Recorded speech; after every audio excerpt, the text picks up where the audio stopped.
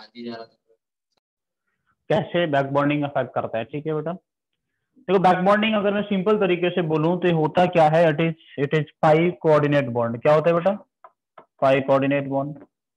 समझे मैं क्या बोला बेटा? पाई कोऑर्डिनेट बॉन्ड को हम लोग क्या बोलते हैं? पाई कोऑर्डिनेट बॉन्ड को हम लोग बैक बॉन्डिंग बोलते हैं। Is clear? पाई कोऑर्डिनेट तो समझते होंगे तुम लोग। कोऑर्डिनेट समझते हैं कि नहीं समझते? कोऑर्डिनेट बॉन्ड होता है जिसमें पार्टिसिपेट करने वाला दोनों इलेक्ट्रॉन एक ही एटम का होता है। तो यहाँ पे भी ऐसे ही होगा, इस बॉन्ड में पार्टिसिपेट करने वाला दोनों इलेक्ट्रॉन कैसा होगा? एक ही एटम का होगा। समझ रहे ना? लेकिन जो बॉन्ड बनेगा वो कौन सा बनेगा?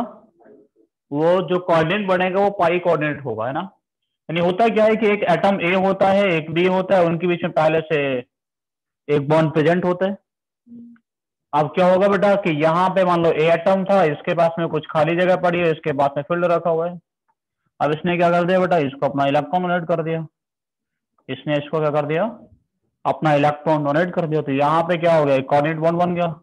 कौन सा वाला कोऑर्डिनेट? Pi coordinate. इसको हम लोग क्या बोलेंगे? बैक बॉन्डिंग बोलेंगे। बैक बॉन्डिंग अभी लिखो मत, सुनो बस। बैक बॉन्डिंग होता क्या है कि पाई कोऑर्डिनेट बॉन्ड होता है एक एटम।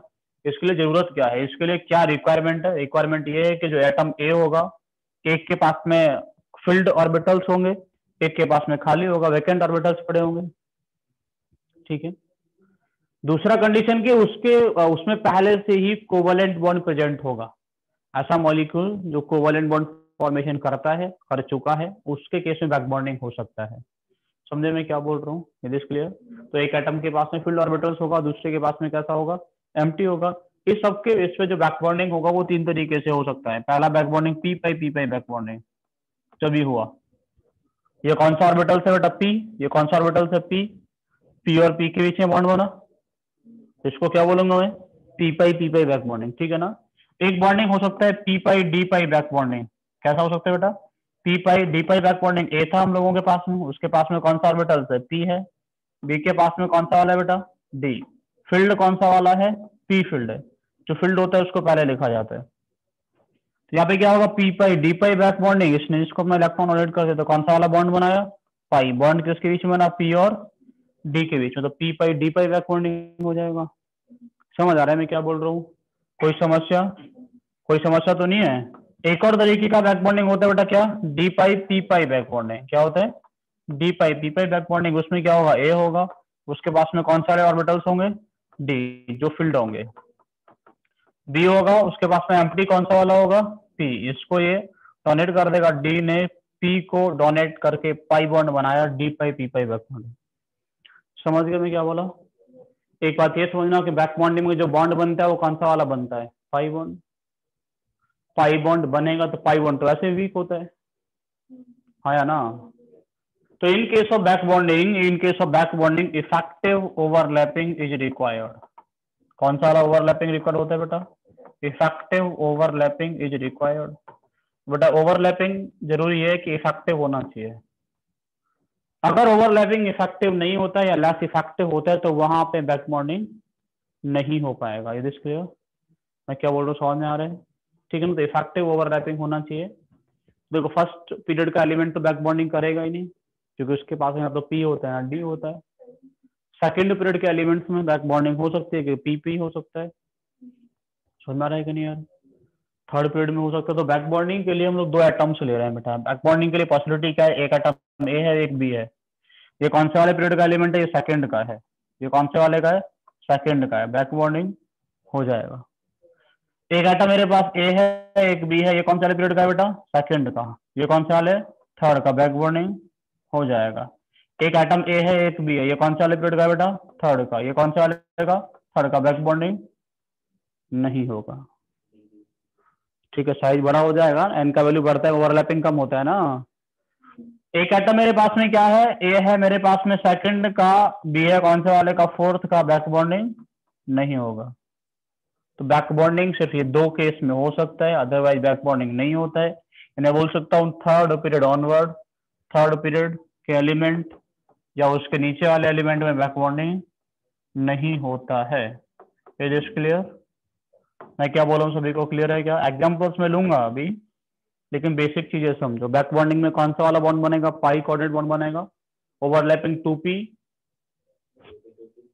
मतलब 2p हो सकता है, 2p 3p हो सकता है, 2p 3d हो सकता है, लेकिन थर्ड अगर दोनों एटम्स है वो थर्ड पीरियड को बिलोंग करेगा तो ओवरलैपिंग इफेक्टिव नहीं होता, जो पाई बॉन्ड बनेगा वो वीक बनेगा, वीक बनेगा तो हम लोग बोलेंगे वहां पे बैक बॉन्डिंग नहीं हुआ। Is it clear? तो बेसिक चीजें क्या क्या रिक्वायरमेंट है, कैसे बैक बॉन्डिंग होता है, कितने तरीके का होता है, अब लोग कॉपी कर लो एक बार, फिर हम लोग आगे बढ़ लेते हैं। एसी चला लें बेटा? चक्कर आ जाएंगे तुम्हें? चलो बेटा फैन चलाएंगे और क्या करेंगे।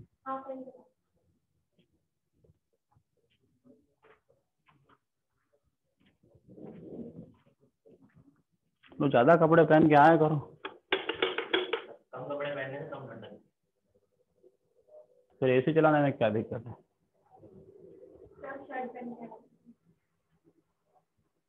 हो गया ये? कॉपी कर रहे आप लोगों ने? यस सर हो गया। चलो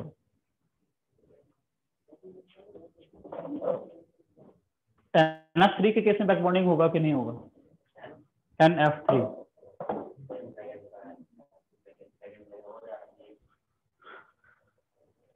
तो आप लोग कंडीशंस देखोगे ना पहले, है ना?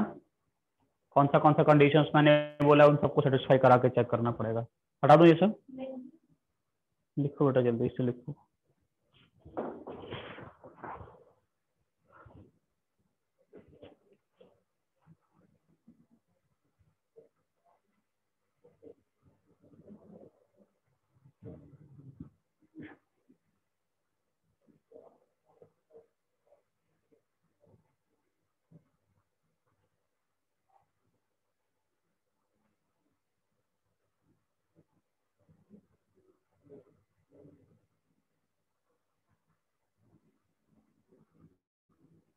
हो गया? कोई दिक्कत तो नहीं है इसको समझने में? नो सर, यस सर, कोई दिक्कत नहीं है, ठीक है। बट अब सुनो, मैं लोगों से बोलूं बेटा मेरे पास में NCl3 है, चलो पहले मैं लिखता हूँ BF3, इसमें बैक बॉन्डिंग होगा कि नहीं होगा? होगा? हो जाएगा कि नहीं हो जाएगा? सभी को समझ में आता है कैसे हो जाएगा बैक बॉन्डिंग? बी हम लोगों के पास में कितना एफ है? 3 है। तो बी के पास में एक खाली ऑर्बिटल पड़ा होगा ना? यस सर, उससे पहले से बॉन्ड बनाया हुआ है। और इसके पास में पी कैसा होगा बेटा? फील्ड होगा, है ना? ये फील्ड वाला इसको इलेक्ट्रॉन डोनेट कर सकता है कि नहीं कर सकता? कर सकता है आसानी से, बैक बॉन्डिंग हो जाएगा। बैक बॉन्डिंग इसी के साथ में होगा कि इसके साथ में भी हो सकता है? इसके साथ में भी हो सकता है। तो यहाँ पे जो बॉन्ड मिलेगा एक्चुअल में बी और एफ वाला, वो पार्शियल डबल बॉन्ड मिलेगा ना? ये एफ होगा, ये एफ होगा, ये एफ होगा। ये बॉन्ड कैसा हुआ? पार्शियल डबल बॉन्ड, ये पार्शियल डबल बॉन्ड, ये पार्शियल डबल बॉन्ड। समझे कि नहीं समझे? कोई दिक्कत? कोई दिक्कत? बैक बॉन्डिंग हो। अच्छा बोलो, NCH3 का होल थ्राइस मेरे पास में, इसमें बैक बॉन्डिंग होगा कि नहीं होगा? NCH3 का होल थ्राइस को चेक कर लेते हैं बेटा ना। नाइट्रोजन हम लोगों के पास में है, इसके पास में क्या होगा? लॉन पेयर्स होगा ना? यहाँ पे CH3 है हम लोगों के पास में बेटा, यहाँ पे CH3 है, यहाँ पे CH3 है। नाइट्रोजन के पास में इलेक्ट्रॉन तो है, लेकिन क्या कार्बन के पास में एम्प्टी ऑर्बिटल है? इसके पास तो कोई एम्प्टी ऑर्बिटल नहीं है ना, इसके पास कोई एम्प्टी ऑर्बिटल नहीं है, तो बैक बॉन्डिंग होगा? नहीं होगा। इसके केस में कोई बैक बॉन्डिंग नहीं होता, ठीक है ना? नहीं होगा। आप लोगों से बोला कि मेरे पास में क्या NSiH3 का होल थ्राइस, इसके केस में बैक बॉन्डिंग होगा क्या? इसके केस में हो जाएगा, क्योंकि सिलिकॉन के पास में वैकेंट डी ऑर्बिटल्स खाली रखे होंगे। इसके पास होंगे ना तुषार, आप लोग बेटा वीडियो ऑन करके रखो। तो इनके पास में क्या होगा? इसके पास में, सिलिकॉन के पास में क्या होगा? वैकेंट डी ऑर्बिटल्स होंगे। और वैकेंट डी ऑर्बिटल्स होगा तो क्या होगा बेटा? नाइट्रोजन के पास में क्या है? नाइट्रोजन के पास में फील्ड ऑर्बिटल है। या मेरे पास में क्या होगा? SiH3, इसके पास में कौन सा ऑर्बिटल रखा हुआ है? डी खाली रखा हुआ है। ये इसको डोनेट कर सकता है कि नहीं कर सकता? कर सकता है। समझ गए ना? कोई दिक्कत? कोई दिक्कत नहीं है। अब यहाँ पे भी तो एक SiH3 होगा, इसके साथ में भी कर सकता था बैक बॉन्डिंग, ये वाले SiH3 के साथ में भी कर सकता था बैक बॉन्डिंग। कर सकता है कि नहीं कर सकता? तो एक्चुअल में ये जो बॉन्ड होगा वो कैसा मिलेगा? N, यहाँ पे बेटा हम लोगों के पास 3, ये बॉन्ड है कैसा हो जाएगा? पार्शियल डबल, ये पार्शियल डबल बॉन्ड, ये पार्शियल डबल बॉन्ड, ठीक है? तो यहाँ पे हो जाएगा SiS3 हम लोगों के पास में, इधर होगा SiS3 और यहाँ पे होगा SiS3। मुझे ये बताओ बेटा, ये बताओ कि NSiS3 में नाइट्रोजन का हाइब्रिडाइजेशन क्या होगा? हाइड्रेशन जीरो, हाइब्रिडेशन कैसा होगा? sp3 और sp2, इट इज sp2 ना। अभी जो यहाँ पे आप लोग जिसको लॉन पेयर कंसीडर कर रहे थे वो लॉन पेयर नहीं, वो पाई बॉन्ड में कन्वर्ट हो गया है, और pi bond never participates in the bond formation in hybridization, ठीक है ना। तो अभी यहाँ पे जो हाइब्रिडेशन होगा वो कैसा होगा बेटा? sp2। जो बॉन्ड एंगल होगा वो कितना मिलेगा? 120 के आसपास, आया ना। तो इसने अफेक्ट किया ना बॉन्ड एंगल को। NCF3 का होल थ्राइस आप लोग लिख रहे थे, या बॉन्ड एंगल कितना मिलेगा आपको? यहाँ पे कितना मिलेगा? टेट्राहेड्रल ज्योमेट्री हो गया ना, और यहाँ पे ट्राइगोनल प्लेनर ज्योमेट्री हो गया। बॉन्ड एंगल वेरी करेगा कि नहीं करेगा? ऑब्वियसली वेरी करेगा, तो बॉन्ड एंगल को अफेक्ट करता है बेटा ये, ठीक है। और इसके केस में हम लोग और भी कुछ चीजें पढ़ेंगे, एसिडिक नेचर, बेसिक नेचर, कुछ टर्म्स और भी पढ़ेंगे, ठीक है। आप लोगों से बोलो बेटा कि मेरे पास में है NF3, बैक बॉन्डिंग होगा कि नहीं होगा NF3 के केस में? NCl3 के केस में? NF3 के, फ्लोरीन के पास में तो कोई एम्प्टी ऑर्बिटल्स होता नहीं है जो बैक बॉन्डिंग करेगा, लेकिन NCl3 के केस में हो जाएगा ना, क्लोरीन के पास में होता है। लेकिन NBr3 के केस में होगा कि नहीं होगा? NBr3 के केस में नहीं होगा बेटा, इसके केस में नहीं होगा, इसके केस में होगा। समझ सकते हैं कब हो रहा है कब नहीं हो रहा, तो वो कंडीशन सारे सेटिस्फाई करके चलो। मैं बोला BCl3 BF3 के केस में हो रहा है बेटा, BF3 के केस में हो जाएगा बैक बॉन्डिंग, BCl3 के केस में हो जाएगा, BI3 के केस में, अभी BR3 के केस में या BI3 के केस में, इन दोनों बैक बॉन्डिंग नहीं होगा, यहाँ होगा। और यहाँ पे ओवरलैपिंग जो एक्सटेंट ऑफ बैक बॉन्डिंग होगा वो कहाँ ज्यादा होगा? इधर, उससे कम यहाँ पे, हाँ या ना? कोई समस्या, कोई दिक्कत तो नहीं है आप लोगों को? समझ आ रहा है मैं क्या बोल रहा हूँ? क्लियर हो रहा है बैक बॉन्डिंग क्या रहता है? लिख लो जल्दी से सारी कहानी, ठीक है। सारी कहानी जो तुम्हें लिखनी है इसमें से,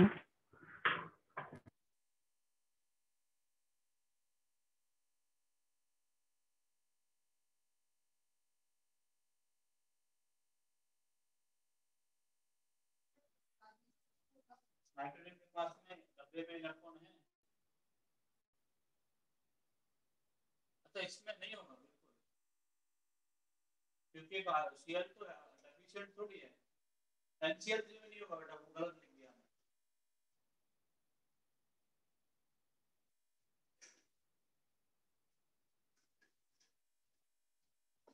इनमें से किसी में नहीं होगा, NCl3 में भी नहीं होगा। क्यों नहीं होगा इनमें बैक बॉन्डिंग? गलत लिख दिया पूरा ही कहानी। क्यों नहीं होगा बेटा? क्योंकि बैक बॉन्डिंग के लिए कंडीशन क्या है? जो एटम ए होगा, जो भी होगा, एक एटम कैसा होना चाहिए? इलेक्ट्रॉन रिच होना चाहिए, है ना। और जो बी एटम को कैसा होना चाहिए? इलेक्ट्रॉन डेफिशिएंट होना चाहिए, उसके पास इलेक्ट्रॉन का कमी हो। तो electron rich, electron deficient octet के बेस पे चेक करोगे ना। क्लोरीन का तो ऑक्टेट पूरा था तो वो नहीं करेगा NCl3 में, समझ गए मैं क्या बोला? क्लोरीन का तो ऑक्टेट पूरा है ना, तो वो नहीं करेगा बैक बॉन्डिंग, वो गलत लिख दिया आपने, ठीक है। इलेक्ट्रॉन रिच होगा एक एटम और बी कैसा होगा? इलेक्ट्रॉन डेफिशिएंट होगा, तभी हो सकता है। इसके पास तो वैकेंसी ऑर्बिटल है, तो वैकेंसी मतलब नहीं है बेटा, इलेक्ट्रॉन डेफिशिएंट थोड़ी है। एक एटम इलेक्ट्रॉन रिच होना चाहिए, दूसरा इलेक्ट्रॉन डेफिशिएंट होना चाहिए। किसी को रिक्वायरमेंट होगा तो भी तो लेगा, रिक्वायरमेंट ही नहीं है तो क्यों? अभी हो गया इतना? नहीं हुआ?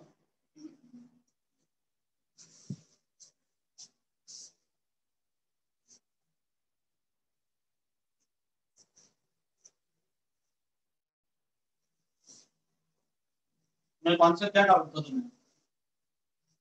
वो जो हमने ज्योमेट्री बनाई थी सर, उसमें हमें ये कैसे पता पड़ा कि ज्योमेट्री ऐसी बनती है?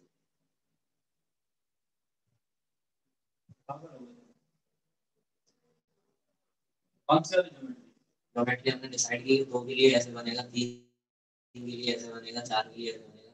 दो के लिए उसको छोड़ दो, तुम कुछ और बना दो।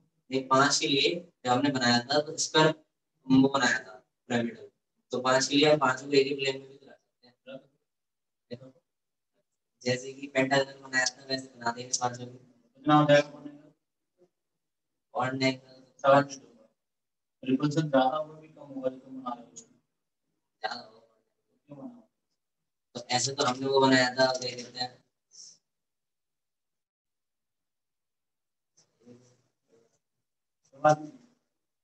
और जब स्क्वायर बाय प्लेन था उसमें स्क्वायर बाय पिरामिड तो sp3d2 है, उसमें तो हम ये डिसाइड कर ही नहीं सकते लोन पे कहाँ लगेगा और वो कहाँ लगेगा, क्योंकि उसमें x और x डिसाइड करने की जरूरत नहीं, कर सकते हैं उसमें डिसाइड करने की जरूरत नहीं, कहीं पे रख लो, कहीं पे भी रख सकते हो।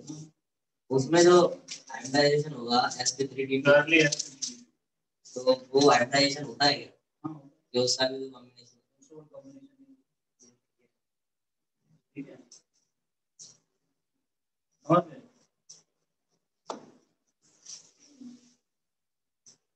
चलो बेटा इसका आगे लिखो पोलराइजेशन। आप जानते हैं पोलराइजेशन क्या होता है? नहीं जानते? पोलराइजेशन जानते हैं क्या होता है? इलेक्ट्रॉन डेंसिटी को अफेक्ट करना, उसको हम लोग पोलराइजेशन बोलते हैं। तुम बताओ। इलेक्ट्रॉन क्लाउड को डिस्टॉर्ट करना, अनायन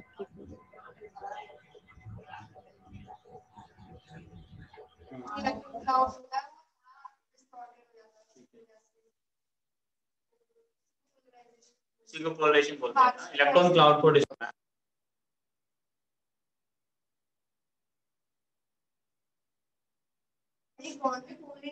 आयोनिक बॉन्ड में कोवैलेंट नेचर का आना क्या होता है? पोलराइजेशन बोलते हैं। सिंपल सी बात है। तो पोलराइजेशन का मतलब क्या होता है? Covalent nature in ionic bond, ऐसा बोल सकते हैं, ठीक है ना? Covalent nature in ionic bond हम लोग क्या बोलते हैं? पोलराइजेशन बोलते हैं, ठीक है? समझ गए मैं क्या बोला? अब ये होता किस वजह से? बट होगा क्या कि हम लोगों के पास अगर कोई भी आयोनिक कंपाउंड है तो A+B- टाइप का होगा। A+B- टाइप का होगा तो जनरली कटायन जो होते हैं वो छोटे साइज के होते हैं, अनायन जो होते हैं वो बड़े साइज के होते हैं, है ना? कोवैलेंट बॉन्ड के बनने का मतलब क्या था कि दोनों एटम के न्यूक्लियस के बीच में इलेक्ट्रॉन के मिलने का प्रोबेबिलिटी क्या करेगा? इंक्रीज कर देगा। ऐसे होते हैं, एक एटम ए है बी है, उनके बीच में मिलने का चांस कैसा होता है? इलेक्ट्रॉन का बढ़ जाता है ना? इलेक्ट्रॉन का अगर बीच में मिलने का चांस बढ़ जाएगा तो इसको आप लोग क्या बोलते हैं? इसको हम लोग बोलते हैं कोवैलेंट बॉन्ड का फॉर्मेशन होना, ठीक है ना? अगर इलेक्ट्रॉन बीच में कहीं मिलने लगे, बीच में मिलने का उसका चांस कैसा हो जाए? बढ़ जाए। और कुछ होता है क्या? ओवरलैपिंग का मतलब ये तो होता है कि उन दो दो न्यूक्लियस के बीच में इलेक्ट्रॉन के मिलने का प्रोबेबिलिटी क्या कर गया? इंक्रीज कर गया, ठीक है? अब क्या होगा? कटायन जो होता है जनरली छोटे साइज का होता है, अनायन कैसा होता है बेटा? बड़े साइज का होता है ना? अब मान लो हम लोगों के पास एक कटायन है और ये हम लोगों के पास में क्या है बेटा? ये अनायन। अनायन का न्यूक्लियस होगा और यहाँ पे क्या होगा? इसका इलेक्ट्रॉन क्लाउड होगा, ऐसे कुछ होगा, ठीक है? तो करता क्या है कि जो कटायन होता है that attracts the electron cloud of this अनायन, इसको अपनी तरफ खींच लेगा। कटायन क्या करेगा? इस अनायन के इलेक्ट्रॉन क्लाउड को अपनी तरफ खींच लेगा बेटा। तो कटायन इस अनायन के इलेक्ट्रॉन क्लाउड को अपनी तरफ खींचने से क्या होता है? इसको थोड़ा डिस्टॉर्ट कर देता है। कर देता है इसको थोड़ा, मान लो इसका जो शेप है जो हम लोगों को दिख रहा था इलेक्ट्रॉन क्लाउड इसका, वो कुछ दूसरे तरीके से ऐसा कुछ हम लोगों को ऐसा कुछ दिखने लगता है, ऐसा मान लेते हैं, ठीक है? डिस्टॉर्ट कर दिया थोड़ा सा। डिस्टॉर्ट करने का मतलब क्या हो गया कि जो इलेक्ट्रॉन था वो यहाँ पे मिलने का प्रोबेबिलिटी कैसा हो जाएगा? थोड़ा बढ़ जाएगा। ये तो कुछ कोवैलेंट जैसा हो गया, इन बिटवीन मिलने लगा, इनके बीच में मिलने का प्रोबेबिलिटी क्या हो गया? बढ़ गया ना? थोड़ा सा जो इलेक्ट्रॉन क्लाउड था वो किसकी तरफ शिफ्ट हो गया? कटायन की तरफ शिफ्ट हो गया। अरे हाँ ना? तो कटायन के पास में भी अनायन का इलेक्ट्रॉन मिलने लगा, तो इसी को तो समवेयर ओवरलैपिंग कहते थे। समझ आ रहा है कि नहीं? तो थोड़ा सा उसके अंदर क्या हो गया? थोड़ा सा इस कंपाउंड के अंदर, इस आयोनिक कंपाउंड के अंदर, इस आयोनिक कंपाउंड के अंदर थोड़ा सा कौन सा नेचर आ गया? थोड़ा सा कोवैलेंट नेचर आ गया। Generation of covalent nature in ionic compound when cation attracts the electron cloud of the ion is known as polarization, ठीक है ना? सिंपल भाषा में जो ऊपर लिखा है वो सफिशिएंट है उसको समझने के लिए। आयोनिक कंपाउंड के अंदर कोवैलेंट नेचर का आना पोलराइजेशन होता है।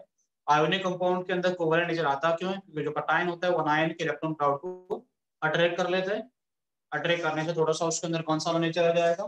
कोवैलेंट नेचर जनरेट हो जाता है, ठीक है? समझे मैं क्या बोला? बट कोवैलेंट नेचर को जनरेट करने के लिए जो कटायन है वो इलेक्ट्रॉन को पुल कर पाना चाहिए आसानी से ना। तो कटायन खींचेगा ना इलेक्ट्रॉन को अपने पास में, तो कटायन का पुल कैसा होना चाहिए? स्ट्रॉन्ग होना चाहिए। अनायन जो होगा वो इलेक्ट्रॉन को क्या करता है बेटा? अनायन इलेक्ट्रॉन को रिलीज करता है, आयन का रिलीज कैसा होना चाहिए, अनायन का रिलीजिंग टेंडेंसी होना चाहिए, कटायन का पुल करने का टेंडेंसी होना चाहिए। कटायन जितना आसानी से इलेक्ट्रॉन क्लाउड को खींच पाएगा उतना ज्यादा पोलराइजेशन होगा, अनायन जितना आसानी से रिलीज कर पाएगा उतना ज्यादा पोलराइजेशन होता है। समझ रहे हो मैं क्या बोल रहा हूँ? ठीक है, तो एक बात और ये भी कि जो कोवेलेंट नेचर होता है, कोवेलेंट नेचर कैसा होता है बेटा, it is directly proportional to polarization. Polarization आ रहा है तो मतलब क्या आ रहा है, कोवेलेंट नेचर आ रहा है, that is inversely proportional to ionic nature। But अगर पोलराइजेशन होगा तो कोवेलेंट नेचर बढ़ेगा और आयोनिक नेचर कैसा हो जाएगा, कम हो जाएगा। तो काफी सारी चीजों को समझने में हेल्प करेगा। तो इसके लिए मैं क्या बोल रहा हूँ सभी को क्लियर है? थोड़ा सा बेसिक के टर्म्स है जिनको अपने हिसाब से लिख लो आप, फिर हम लोग बातें करेंगे फैक्टर्स अफेक्टिंग पोलराइजेशन। ठीक है ना, इसका हेडिंग लिखोगे फैक्टर्स अफेक्टिंग पोलराइजेशन।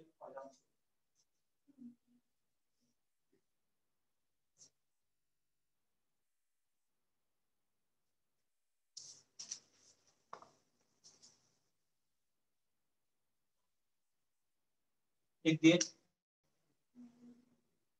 इतना स्लो क्यों नहीं?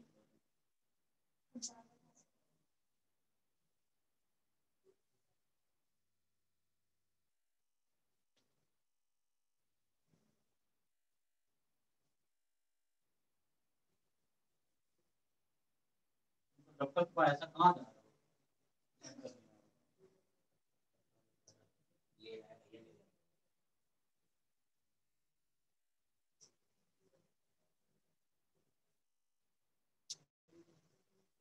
और जाके कौन में पड़ जाएगा फैक्टर वगैरह से वो देखे थे ना शीट वगैरह, इतना टाइम नहीं।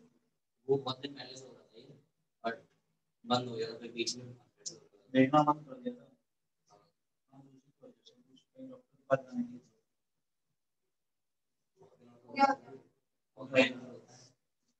ठीक है। तो देखो factors affecting polarization,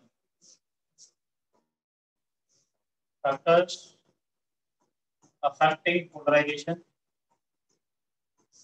factors affecting polarization. ठीक है ना, इसको लोग दूसरा नाम इसी को लोग बोलते हैं, इन्हीं को बोलते हैं लोग क्या, FAZAN ना, FAZAN है या JAN ना, इसको लोग बोलते हैं फजल।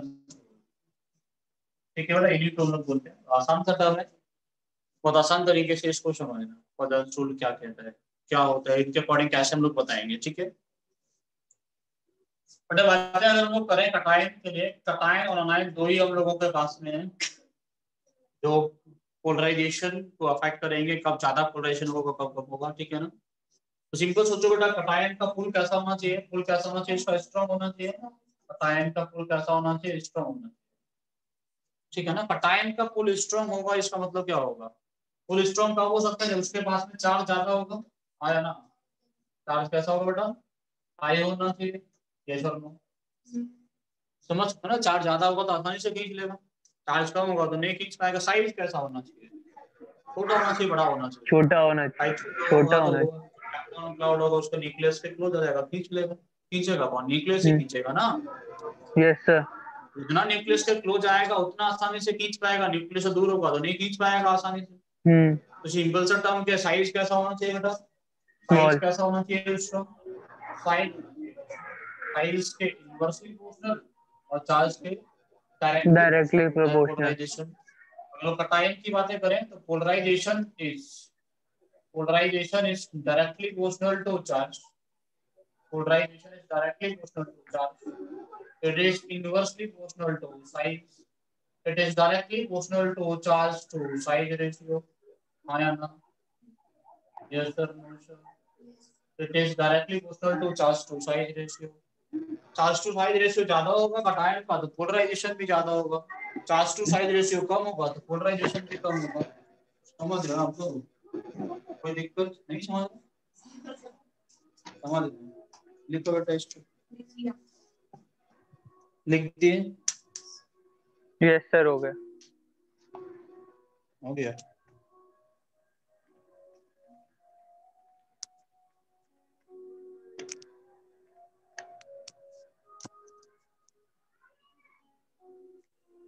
चलो सुनो, जैसे आप लोगों से बोलूं बेटा, हम लोगों के पास में NaCl है,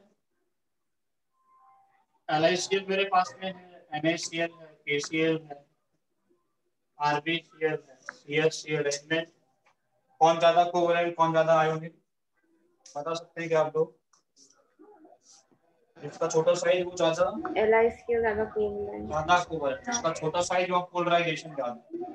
हम्म क्या पोलराइजेशन ज्यादा वो ज्यादा कोवैलेंट है ना बेटा। देखो सभी के पास में चार्ज है, ये +1, ये प्लस, ये प्लस, ये प्लस, ये प्लस, हमारे तो सेम। इसका साइज छोटा है, पोलराइजेशन ज्यादा होगा। इसके केस में क्या होगा? Order of polarisation, this is order of covalent nature also. आया ना? यस पूछ सर, सकते हो ना आप लोग। यस आप सर। लोगों से बोलो PCl5 में और PCl3 में कौन ज्यादा कोवैलेंट होता है? बता सकते हैं ना, लोगों ने पढ़ा होगा ये पीछे में। PCl5 के पास में कितना चार्ज है? +5।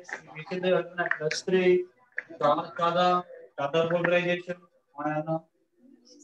Yes sir, no sir, PCl5 is more yes covalent. आप लोगों से पूछो SO2 मेरे पास में, SO3 मेरे पास में, कौन ज्यादा कोवैलेंट? आप क्या बोलेंगे बेटा? इसके पास में चार्ज कितना? +2, +2 +2 +4, +4। इसके पास में +6, ये ज्यादा कोवैलेंट। यस ज्यादा सर। कोवैलेंट मतलब ज्यादा बेसिक। हम्म हाँ, yes sir. Covalent sides are basic in nature. ये कैसा ज्यादा बेसिक, कैसा ज्यादा एसिड है, ज्यादा एसिड। आयोनिक आर बेसिक, ये मोर एसिडिक होगा ना। अच्छा नो सर, एसिडिक नेचर बता सकते हैं इसके बेस पे? कैसे बता सकते हैं हम लोग? ऑक्साइड्स का कोवैलेंट नेचर क्या होगा ये बता पाओगे? ऑक्साइड का आयोनिक नेचर क्या होगा ये बता पाओगे ना? जैसे आप लोग सोचो, आप लोगों से बोला मेरे पास में नाइट्रोजन है, फास्फोरस है, आर्सेनिक है, एंटीमनी है। इसकी पहले ही बात किया था ना एक बार, याद है कि नहीं है? किया था बेटा एक बार। ठीक है ना? इनके ऑक्साइड्स को आप लोग कंपेयर करें तो नीचे की तरफ आएंगे तो साइज क्या होगा? बढ़ेगा। बढ़ेगा। साइज बढ़ेगा तो पोलराइजेशन क्या होगा? कम होगा। पोलराइजेशन कम होगा। पोलराइजेशन कम होगा तो मतलब कौन सा नेचर कम होगा? कोवैलेंट नेचर कोवैलेंट कम नेचर होगा। कम। कोवैलेंट नेचर कम होगा मतलब बेसिक तो नेचर बढ़ेगा। बढ़ेगा। और हाँ ना, यस सर। तो ऑक्साइड्स का बेसिक नेचर बढ़ेगा कि नहीं बढ़ेगा? डाउन द ग्रुप आते हैं, पहले ही बोला था। डाउन द यस ग्रुप आते सर। हैं ऑक्साइड्स का बेसिक नेचर बढ़ता है क्योंकि कोवैलेंट नेचर कम हो जाएगा। इसी वजह से बोला था कि दोनों के जो ऑक्साइड्स होते हैं वो कैसे होते हैं? एसिडिक होते हैं। दोनों के ऑक्साइड कैसे होते हैं? एसिडिक होते हैं। इसका ऑक्साइड कैसा होता है? बेसिक होता है। नीचे की तरफ आए बेसिक नीचे बढ़ता है। समझ रहे हैं आप लोग? कोई दिक्कत? हम लोगों से बोलो बेटा, मेरे पास में है NaCl, MgCl2, AlCl3, कौन ज्यादा कोवैलेंट? अब देखो कटाएं अलग अलग है, कटाएं अलग अलग, तो चार्ज चेक करो। इसका चार्ज +1, इसका चार्ज +2, इसका चार्ज +3। +3। चार्ज अलग अलग ना बेटा। जब चार्ज ज्यादा, पोलराइजेशन ज्यादा, वो ज्यादा कोवैलेंट। हम्म समझ सकते हैं आप लोग? कोई दिक्कत? हो सर। हम लोग को सिग्नल मेरे पास में LiCl है और MgCl2 है, कौन ज्यादा कोवैलेंट होगा? कौन ज्यादा आयोनिक होगा? कौन होगा बेटा? MgCl2। एम Mg+2 का साइज, चार्ज कैसा होता है बेटा? ज्यादा। साइज कैसा होता है? छोटा। चार्ज टू छोटा। साइज रेशियो कैसा होगा? ज्यादा। ज्यादा ज़्यादा। कोवैलेंट। कोई दिक्कत? हो सर। कोई समस्या तो नहीं है आप लोगों को, है ना? दिक्कत कोई? नो सब सर। कुछ क्लियर हो रहा है? Yes sir. नोट करना है, नोट करो बेटा, नोट करो जल्दी। हो गया सर। देखो हिंदी है, अभी हिंदी।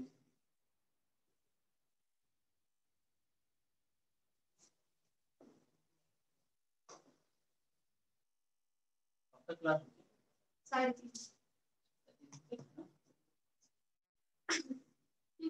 देखिए, एक और फैक्टर बेटा कटायन का जो यहाँ पे काफी ज्यादा इंपॉर्टेंट है, और कुछ है बेटा जो कटायन का अफेक्ट करेगा?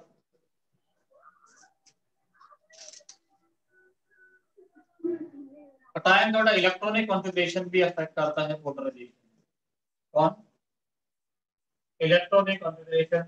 इलेक्ट्रॉनिक कॉन्फ़िगरेशन कैसे अफेक्ट कर सकता है बेटा पोलराइजेशन को? सोच के बताओ बेटा।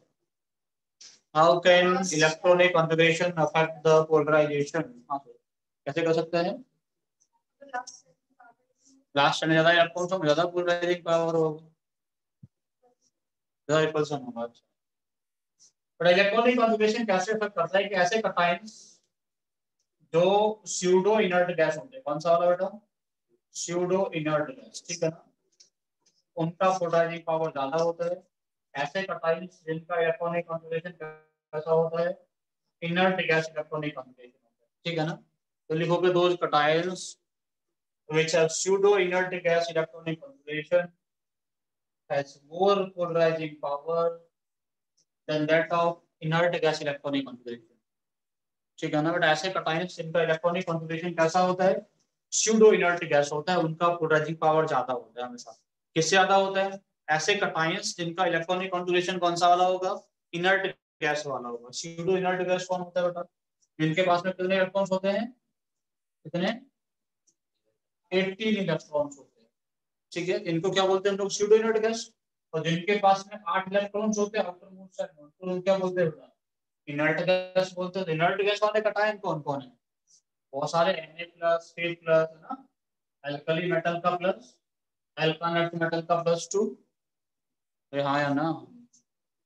ये कौन होता है, स्यूडो इनर्ट गैस, जिसके पास में 18 electron, U+, Ag+, Au+, Zn+2, हाँ या ना, यस सर, नो सर जी, Zn+2, Cd+2, Hg+2, ये सभी कैटायंस कैसे हैं, जिनका इलेक्ट्रॉनिक कॉन्फ़िगरेशन कैसा है, स्यूडो इनर्ट गैस है। तो आप बोल सकते हैं ना बेटा कि जो CuCl होगा that is more covalent than NaCl, yes sir, no sir, कोई समस्या, तो कोई समस्या तो नहीं है, समझ आ रहा है मैं क्या बोल रहा हूँ। आप लोग बोल सकते हो ना कि Cu2O is more covalent then Na2, ये कौन सा होता है बेटा, ये एसिडिक होता है रिलेटिवली इसके, आया ना, ऑक्साइड है ना, ज्यादा कोवेलेंट ऑक्साइड मतलब ज्यादा acidic oxide, yes sir, no sir, कोई समस्या, कोई समस्या नहीं है, तो दिमाग घुमाना पड़ेगा ना थोड़ा थोड़ा। आप लोग बोल सकते हैं ना कि बेटा AgCl होगा that is more covalent than KCl, yes sir, no sir, लिख सकते हैं कि नहीं। Ag कौन है, Ag pseudo inert gas. Potassium कौन, इनर्ट गैस है, K+, किसका पोलराइजिंग पावर ज्यादा, Ag+ का ज्यादा, K+, समझ रहे हैं आप लोग, कोई समस्या। ZnCl2 is more covalent than MgCl2, yes sir, no sir, क्यों, तो Zn+2 कौन है, pseudo inert gas, is this clear, लिख दिए सारा का सारा, लिखो सर।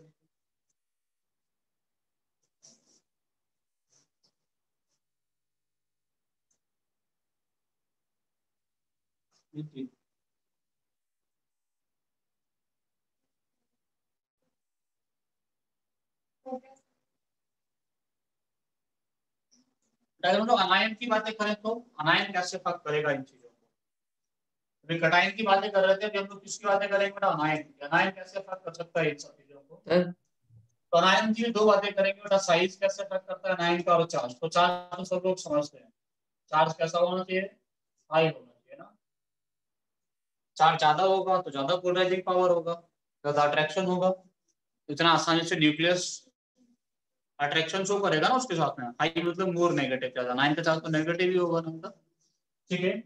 अगर हम लोग बातें करें साइज की, तो साइज कैसा होना चाहिए बेटा उसका, साइज स्मॉल के बड़ा होना चाहिए, उसका बिगर साइज होना चाहिए ना, बड़ा इतना बड़ा है एक और एक इतना बड़ा है, कौन सा आसानी से इलेक्ट्रॉन को रिलीज कर सकता है, तो बड़ा साइज होगा उससे आसानी से खींच ले जाएगा ना, छोटा साइज होगा तो नहीं खींचने देगा, तो इसका पोलराइजिंग पावर कैसा होगा, ज्यादा होगा।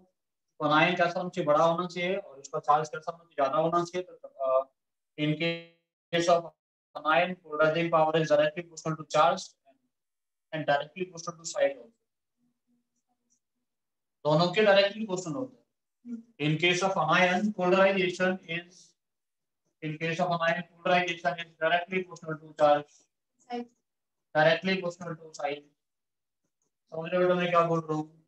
आप लोगों से पूछा मेरे पास में क्या है, NaF है, NaCl है, NaBr है, Na है, इसका पोलराइजिंग पावर ज्यादा, कौन ज्यादा कोवेलेंट, बोलेंगे Na मोर कोवेलेंट, साइज बड़ा है, यस सर, नो सर, मान लो सपोज मेरे पास में क्या है, NaCl है, Na2O है, Na3N है, और इसका बेटा पोलराइजिंग पावर ज्यादा, कौन ज्यादा कोवेलेंट है? लेकिन चार्ज इसके पास -3 है, इसके पास -2, इसके पास -1। This is the order. समझ रहे हैं आप लोग? कोई दिक्कत तो नहीं होगी तुम लोगों को? कर सकते हैं कि नहीं कर सकते? तो आप लोग आयोनिक में से बता देंगे ना कौन ज्यादा आयोनिक है, कौन ज्यादा कोवेलेंट है। कोवेलेंट ज्यादा तो बेसिक कौन ज्यादा, एसिडिक कौन ज्यादा, ऑक्साइड्स को कंपेयर करा सकता है। समझ गए? तो काफी सारी चीज इस चैप्टर में नहीं मिल रही है ना, कुछ डिफिकल्ट इसमें कुछ नहीं है। कुछ कॉन्सेप्ट ऐसे हैं जो अच्छे अच्छे कॉन्सेप्ट हम लोग बेंड्स रूल में पढ़े थे कि कुछ कंपाउंड्स नहीं बन सकते, SH6 नहीं बनता। ड्राकोज रूल में पढ़े थे कहीं कहीं वाइब्रेशन ही नहीं होता। बेंड्स रूल में पढ़े थे कि हम लोग किसको कहाँ रखेंगे, प्रॉपर पोजीशन किसको क्या लेना है। समझ रहे हो ना? सिंपल बॉन्ड कैसे बनाते थे वो बहुत अच्छा कॉन्सेप्ट था। अगर बॉन्ड फॉर्मेशन आपको आता है, वाइब्रेशन कैलकुलेट करने से इतने सारे तरीके सीखे थे बाउंड्री बॉन्ड पर निकालने में। ठीक है, तो चैप्टर उस सबकी हेल्प से थोड़ा इजी हो जाएगा। सर ये हो गया इतना? ठीक है, यस सर। इसका आगे लिखो मॉलिक्यूलर ऑर्बिटल सर MO। हाँ सर मैं पूछ रहा था हाँ, सर ZnCl2 और CdCl2 में सर किसका कोवेलेंट कैरेक्टर ज्यादा होगा? देखो नीचे की तरफ जाएंगे बेटा साइड का टाइम तो बढ़ जाएगा ना। Yes sir. तो इनको कंपेयर करो, दोनों ही गैस है बेटा, दोनों ही स्यूडो इनर्ट गैस है। समझ रहे हो? Yes sir. अब नीचे की तरफ जाएंगे साइज का टाइम का बढ़ जाएगा, तो इसका पोलराइजिंग पावर ज्यादा होगा, इसका कम होगा। Yes ZnCl2 is more covalent than CdCl2। ठीक है? सर। सर ऐसे ही क्वेश्चन सर मैंने करा था सर, मेरा यही आया था पर वो गलत बता रहा था। आंसर क्या दिया था उसमें? सर उल्टा दिया था। रीजन दिया था कुछ? नहीं सर रीजन नहीं मिला, मैंने सर्च भी करा था। मेरी बेटा गलत लिखा हो सकता है ना, इसमें तो नहीं होना चाहिए, ऐसे ही होना चाहिए। सेम नीचे की तरफ जाएंगे साइज बढ़ेगा। ZnCl2 is more covalent than CdCl2, कोई इशू नहीं। ठीक है ना? हो सकता है प्रिंटिंग कुछ ना कुछ कभी कभी पे जब बुक होते छोटे मोटे मिस्टेक्स निकल आती है उनमें। ठीक है। ठीक है, ये हो गया इतना समझ में आया। 9 कैसे इफेक्ट करेगा? अब देखो MOT मॉलिक्यूलर ऑर्बिटल थ्योरी। अब लोग इसके बारे में पढ़े होंगे कुछ। ठीक है ना? मॉलिक्यूलर ऑर्बिटल थ्योरी का मैं सिर्फ आपको क्या डिस्कस करने वाला हूँ, पहले मैं इसके जो रिजल्ट दे रहा हूँ उसको सुनना, फिर मैं थोड़ा सा वापस जाऊंगा बेसिक पे। ठीक है ना? तो एक चीज मैं बताऊंगा जो आपको याद करके रखनी, जो मैं लिखने वाला हूँ। आपने पढ़ा होगा इसके बारे में। ये किसके लिए वैलिड है? सबसे पहली बात इसके लिए वैलिड बेटा डायटोमिक मॉलिक्यूल के ना, डायटोमिक मॉलिक्यूल के लिए। डायटोमिक मॉलिक्यूल्स कौन? जिनके पास में टोटल इलेक्ट्रॉन्स होंगे लेस देन इक्वल टू 20 होंगे, 20 से ज्यादा नहीं होगा, 20 से कम हो सकता है। ठीक है ना? वो डायटोमिक होमोएटॉमिक हो सकता है और हेटेरोएटॉमिक हो सकता है। ठीक है ना? होमो डायटोमिक, हेटेरो डायटोमिक। ठीक है? अगर मैं पूरा थ्योरी को अगर कुछ एक ही लाइन में खत्म करूं तो मैं अभी जो लिख रहा हूँ उसे पूरा खत्म हो जाएगा। अगर कॉन्सेप्ट को समझने की बात है तो आगे बढ़ेंगे हम लोग। ठीक है? इसके उसमें क्या क्या बताएंगे हम लोग बताएंगे बॉन्ड ऑर्डर। जानते हैं आप लोग बॉन्ड ऑर्डर क्या होता है? जानते हैं कि नहीं जानते? क्या होता है बॉन्ड ऑर्डर? कितना बॉन्ड बनता है? बॉन्ड ऑर्डर का मतलब क्या होता है? Number of bonds form between two atoms, है ना? Between two atoms. समझ रहे हैं क्या? एटम्स के बीच में कितना बॉन्ड बना होता है उसको हम बॉन्ड ऑर्डर बोलते हैं। जैसे जैसे आपको पता है O2 में बॉन्ड ऑर्डर कितना होगा बेटा? तो N2 में कितना होगा बेटा? 3। वाटर में कितना होगा बेटा? कितना होगा? 1। क्यों है? दो एटम्स के बीच का बॉन्ड निकालना है ना। तो दो एटम्स ये वाले दो के बीच में एक है, यार दो के बीच में एक है। ठीक है? समझ गए मैं क्या बोला? फिर एक बोला CO2 माइनस में कितना होगा? तो बोलेंगे C double bond O, single bond O, single bond O minus minus. यहाँ बॉन्ड कितना है? 2। यहाँ कितना है? 1। यहाँ कितना है? 1, है ना? अलग अलग बॉन्ड। अभी रेजोनेंस नहीं बढ़ा रहा हूँ, कितना रहेगा रेजोनेंस होता है क्या है कैसे बनाते हैं वो बाद में अलग इसको चेंज करेंगे। अभी इतना समझो क्या होगा। रेजोनेंस आएगा तो बोलेंगे कि ये एक्चुअल में यहाँ पे भी चेंज आ रहा है, पार्शियल बॉन्ड आ रहा है या जो भी आ रहा है वो चीजें बाद में देखेंगे, ठीक है ना, तो इसको डिस्कस नहीं करना, ठीक है। हम लोग इसकी वजह से बॉन्ड ऑर्डर निकाल सकते हैं बेटा। बॉन्ड ऑर्डर के साथ में क्या निकालेंगे, मैग्नेटिक नेचर। क्या निकालेंगे बेटा, मैग्नेटिक नेचर निकालेंगे। मैग्नेटिक नेचर क्या होता है वो तो देखेगा, पैरामैग्नेटिक और डायामैग्नेटिक ना। एक पैरामैग्नेटिक होता है, एक डायामैग्नेटिक। पैरामैग्नेटिक कौन होता है, जिनके पास में अनपेयर्ड इलेक्ट्रॉन्स होते हैं, जिनके पास में क्या होते हैं। डायामैग्नेटिक कौन होता है, जिसके पास में पेयर्ड इलेक्ट्रॉन्स होते हैं। बेसिक डेफिनेशन कुछ और है, पहचानेंगे ऐसे। पैरामैग्नेटिक कौन, जो इलेक्ट्रिक और मैग्नेटिक फील्ड से अट्रैक्शन शो करता है। डायामैग्नेटिक कौन, जो इलेक्ट्रिक और मैग्नेटिक फील्ड से रिपल्शन शो करता है, अट्रैक्शन शो नहीं करता है, उसको डायामैग्नेटिक बोलते हैं। पहचानेंगे कैसे, जिसके पास अनपेयर्ड इलेक्ट्रॉन्स होगा पैरामैग्नेटिक, जिसके पास नहीं होगा वो डायामैग्नेटिक। पैरामैग्नेटिक के लिए और डायामैग्नेटिक के लिए मैग्नेटिक मोमेंट निकालते हैं, दैट इज म्यू। डायामैग्नेटिक का मैग्नेटिक मोमेंट 0 होता है, इसका क्या होता है बेटा, under root of n into n plus 2bm। bm मतलब कौन, बोर मैग्नेट्रॉन, है ना। मैं सोचा डब्ल्यू रह गया क्या यहाँ पे, bm ही है, ठीक है, बोर मैग्नेट्रॉन, ठीक है ना।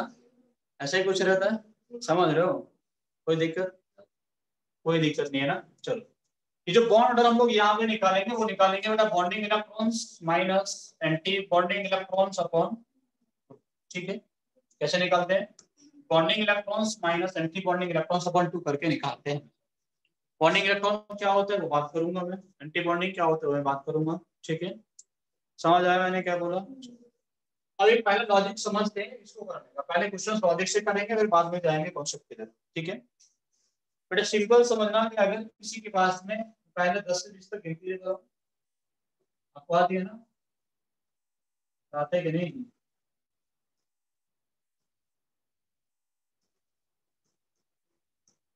ठीक है, अगर 10 से 20 तक आपके पास में टोटल इलेक्ट्रॉन्स किसी के पास में मिले तो सिंपली इंप्लीमेंट करना, बाकी आप लोग इलेक्ट्रॉनिक कॉन्फ़िगरेशन याद कराएंगे उसके बेस पे जा सकते हैं, ठीक है ना।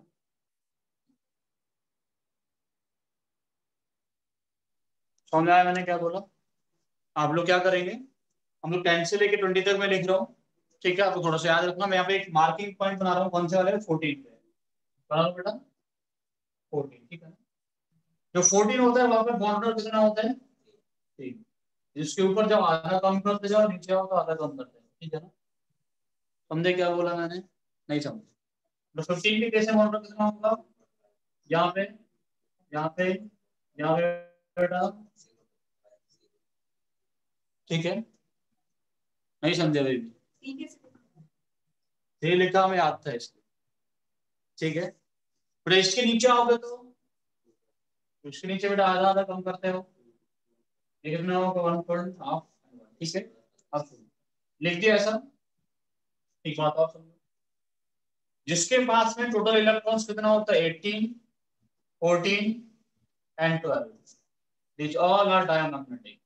3 कैसा होता है, ये 3 कैसा होता है बेटा, डायमैग्नेटिक। इसके अलावा सब पैरामैग्नेटिक होता है, इसके अलावा सब कैसा होता है, पैरामैग्नेटिक।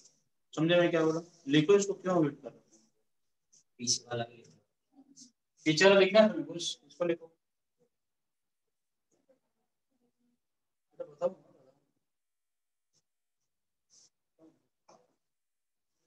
N2 के पास कितने इलेक्ट्रॉन्स होते हैं, हाइड्रोजन कितना बनाता है, हाइड्रोजन कितना बनाता है N2 में, वो 3 तो लिखा हमने, समझ गए। नहीं लिखेंगे बेटा, प्रूफ नहीं क्यों इतना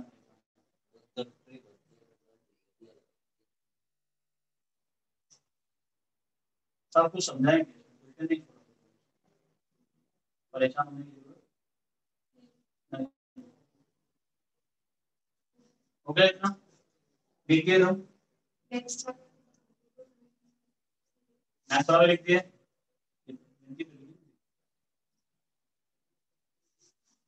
जैसे बेटा आप लोग सुनो, पहले आप लोग से पूछा है, आप लोग सिंपल समझना है इसको ना, इसका मैं कॉन्सेप्ट समझाऊंगा अभी, लेकिन पहले क्वेश्चन कैसे करना है उसकी बात कर लेना। अब होता है O2 हम लोगों के पास में O2 का बॉन्ड नंबर कितना होगा बेटा? ऑप्शन के पास कितने इलेक्ट्रॉन्स होते हैं? 16। Bond order, magnetic nature, paramagnetic, ठीक है। आपसे जो O2 प्लस कैसा होगा बेटा? इलेक्ट्रॉन्स कितने हैं O2 प्लस में? बॉन्ड ऑर्डर बोलो, 15 में कितना होगा? 2 and nature paramagnetic, O2 minus paramagnetic, electron 17, bond order 1 and half, O2 minus 2 diamagnetic, total electrons 18, bond order लिख देंगे ना। समझ में आया मैंने क्या लिखा? Tushar, Aryan, yes sir. आज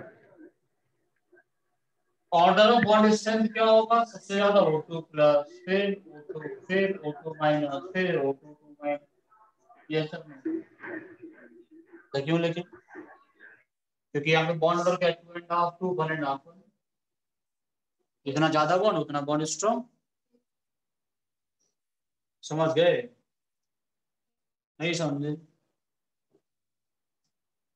N2 का बताओ बेटा, N2 में कितना होगा? N2 के पास इलेक्ट्रॉन कितना? 40, बॉन्ड ऑर्डर ठीक। N2 को प्लस कर दे दो, कितने इलेक्ट्रॉन बचेंगे? 13 bond order 2 and half. N2 को माइनस कर दे, इलेक्ट्रॉन कितने बचेंगे बेटा? 15 bond order 2 and half. N2 को बेटा 2 माइनस कर दे, कितने इलेक्ट्रॉन बचेंगे? कितने इलेक्ट्रॉन बचेंगे?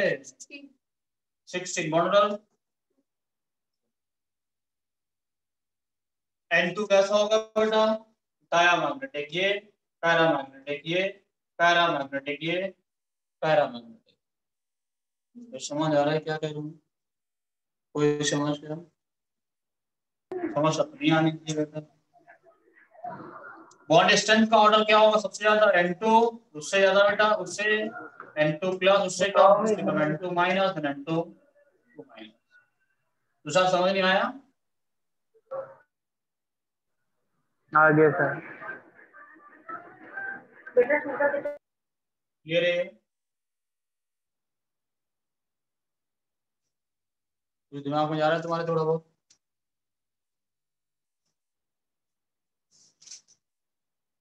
लिख सकते हैं ना? हाँ बेटा,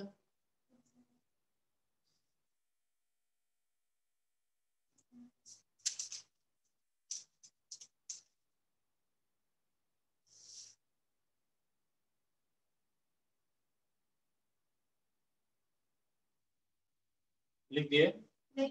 KO2 और K2O2, चलिए NaO2, Na2O2 में कौन ज्यादा, कौन पैरामैग्नेटिक, कौन डायमैग्नेटिक?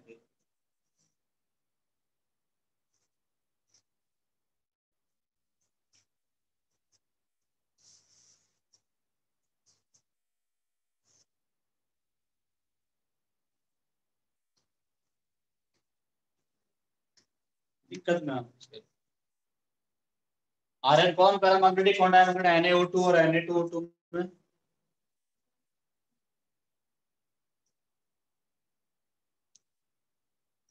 बेटा NaO2 मतलब O2 माइनस, यहाँ ना।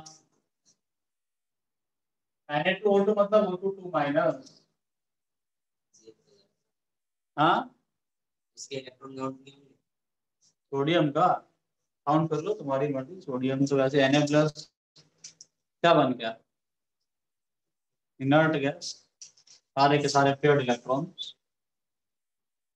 समझ आ रहा है क्या बोल रहा हूँ? O2 2 माइनस कैसा होता है? Diamagnetic. Super oxides peroxides are diamagnetic ना। सुपर ऑक्साइड हो गए हैं, ये कैसा होगा बेटा? पैरामैग्नेटिक। O2 2 नेगेटिव आयन जो होता है उसी को तो हम लोग पेरोक्साइड आयन बोलते हैं। अरे हाँ या ना? O2 नेगेटिव आयन को तो सुपर ऑक्साइड आयन बोलते हैं। बोलते कि नहीं बोलते? बोलते हैं। तो peroxides are diamagnetic, super oxides are paramagnetic. लिख दो। तो यहाँ पे बॉन्ड ऑर्डर पूछा है, बॉन्ड ऑर्डर एन और ओ के बीच का बॉन्ड ऑर्डर पूछा है, ओ के बीच का। हाँ पूछा बॉन्ड ऑर्डर। यहाँ पे क्या पूछा था, पैरा या टाइप? मैग्नेटिक नेचर पूछ रहा था ना। तो मैग्नेट नेचर ओ को बताएंगे, एन का नहीं बताएंगे। बताओ Na का Na+ किस पे है, नियॉन के जैसा। तो S2 2 पीस यहाँ पे ये बॉन्ड मतलब मैग्नेट आयोनिक बॉन्ड बना रहा है। मैग्नेटिक नेचर पूछेगा ये। हाँ। तो इसमें सोडियम का Na+ का बताओगे ना, तो पूरे मॉलिक्यूल का बताएंगे, ओ को बताएंगे, एन का बताएंगे। सबका बताओगे बेटा। मॉलिक्यूल में कौन कौन, दो आयन। जैसे ये तो इसका दूसरा एग्जांपल देके समझा दे। बेटा इसमें कितने कौन, बेटा इसी को समझा रहा हूं, रुक जाओ। इसमें कौन कौन है बताओ। एन और दो आयन है ना, दोनों आयन्स को चेक करो। अलग अलग दोनों का बताएंगे एक साथ कैसे कर लोगे। पूरे का एक साथ। तो दोनों फिर अगर एन को पूछा है, एन का निकाला और O का निकाला तो सेम ही आएंगे। क्यों आएंगे, से मैग्नेट नहीं है, मॉलिक्यूल तो पैरामैग्नेटिक हो गया ना बेटा। हाँ तो मतलब एन का निकालेंगे तब भी तो पैरामैग्नेटिक। Na डायमैग्नेटिक होता है, Na+। ये मॉलिक्यूल है, समझ रहे हो ना। मॉलिक्यूल वैसे तुम्हारे बैग तुम खाना लेके आते हो, नहीं क्या आते हो कि नहीं लेके आते हो। यहाँ नहीं तो खाने में क्या क्या लाते हो। आते हैं सर। सब्जी रोटी कुछ तो लाते होगे। हाँ तो सब खाने के लिए एक को चेक करेंगे, दोनों को चेक करेंगे। दोनों को चेक करना पड़ता है। दोनों को तो चेक करेंगे ना बेटा। तो सर इसमें कहने का मतलब ये है, कहने का मतलब दोनों डायमैग्नेटिक तो मॉलिक्यूल डायमैग्नेटिक, कोई भी पैरामैग्नेटिक तो मॉलिक्यूल पैरामैग्नेटिक। अच्छा बस। कोई भी दोनों में से एक पैरामैग्नेट हो गया तो मॉलिक्यूल पैरा। और क्या रोक लेगा क्या इसको पैरामैग्नेटिक होने से वो। तो एक डाया भी तो है। हाँ तो उसके डाया से क्या मतलब, उसके पास सारे इलेक्ट्रॉन्स कैसे हैं, पेयर उसके पास इलेक्ट्रॉन कैसा है। तुम्हें मॉलिक्यूल में अनपेड इलेक्ट्रॉन मिला कि नहीं मिला, मॉलिक्यूल कैसा है, क्या पूछ रहे हो तुम, सुन ही नहीं रहे तब से। ठीक है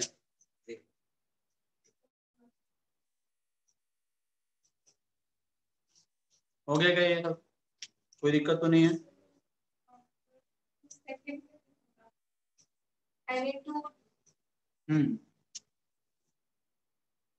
क्वेश्चन पूछता है बेटा ऐसे, which of the following sites is paramagnetic, oxygen की ज्यादा। चारों ऑप्शन में लिख देगा, है ना। यस और नो सर।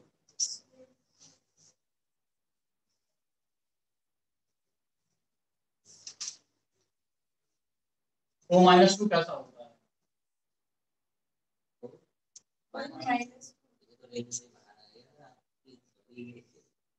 अकेला आयन है ना बेटा। इसका इलेक्ट्रॉनिक कॉन्फ़िगरेशन क्या होगा, 2s2 अनपेड इलेक्ट्रॉन है, कैसा होगा, क्या रेंज से आया है। ये ऐसे सॉल्व तो सिंगल आयन है तो उसका इलेक्ट्रॉनिक कॉन्फ़िगरेशन करो और निकालो।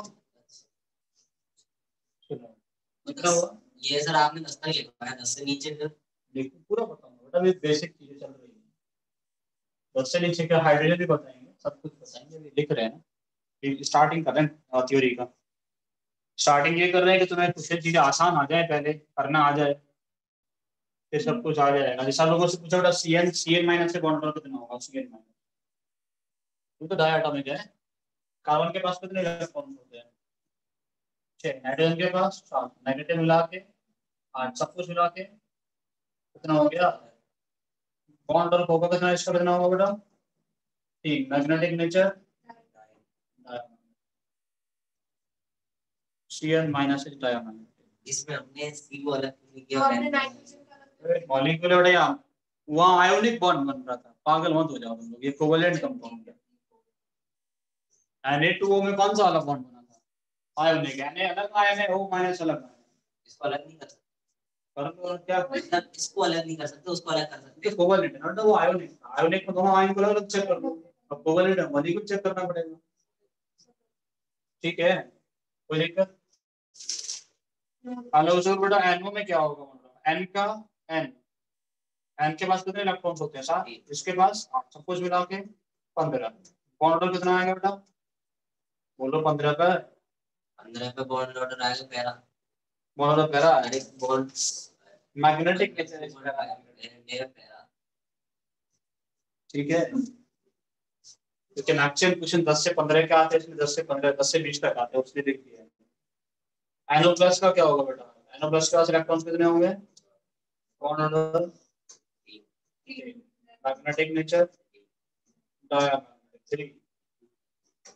आगे सोचा NO माइनस बॉन्ड ऑर्डर तो मैग्नेटिक नेचर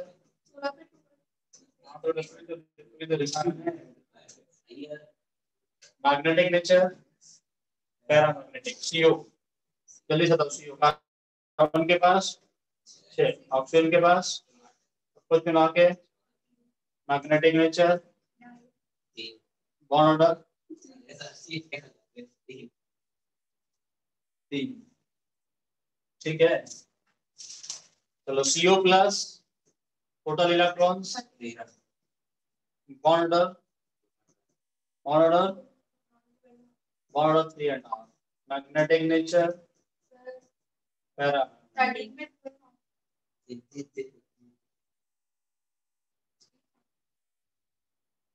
ठीक है, इसे तो आगे था ही नहीं। फिर 2.5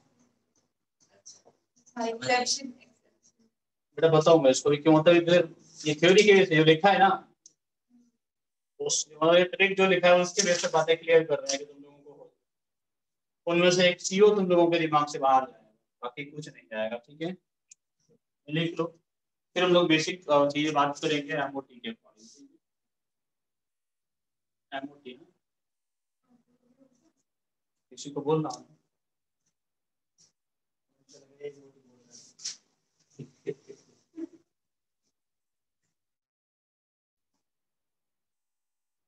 लिख दिया नहीं लिखा?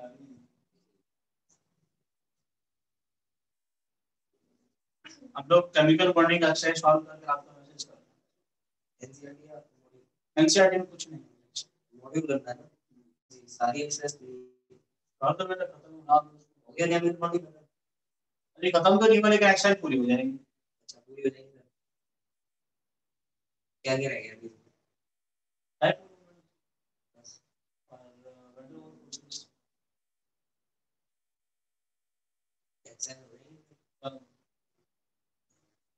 लिख दिए? ठीक है, सुनो अब हम लोग स्टार्टिंग करते हैं बेटा मॉलिक्यूलर ऑर्बिटल थ्योरी का। और सुनना ठीक से मैं क्या बोल रहा हूँ, ठीक है? पहले जो मैं बोल रहा हूँ उसको प्रॉपर सुनना, ठीक है बेटा? मॉलिक्यूलर ऑर्बिटल थ्योरी जो है हम लोग किसके लिए पढ़ेंगे? डायटोमिक मॉलिक्यूल्स के लिए पढ़ते हैं, इनके पास 2 एटम्स होंगे, 100 का बेस से कम या उसके इक्वल रहेगा तो ठीक है, उससे ज्यादा के लिए नहीं पढ़ते, होता है तुम लोगों के सिलेबस में नहीं है। ठीक है, एक्सटर्नल थ्योरी क्या डील करता है कि जब एटॉमिक ऑर्बिटल्स कंबाइन करते हैं तो मॉलिक्यूलर ऑर्बिटल्स बनते हैं, सब लोगों को पता है। एटॉमिक ऑर्बिटल्स कंबाइन करेंगे तो क्या बनेगा बेटा? मॉलिक्यूलर ऑर्बिटल्स बनेगा। जो मॉलिक्यूलर ऑर्बिटल्स बनते हैं उनको हम लोग पीछे एक और टर्म सीखे थे, उनको हाइब्रिड ऑर्बिटल्स बोलते थे। एक टर्म सीखे थे हाइब्रिडाइजेशन, ठीक है ना? उसी के जैसा यहाँ पे भी है।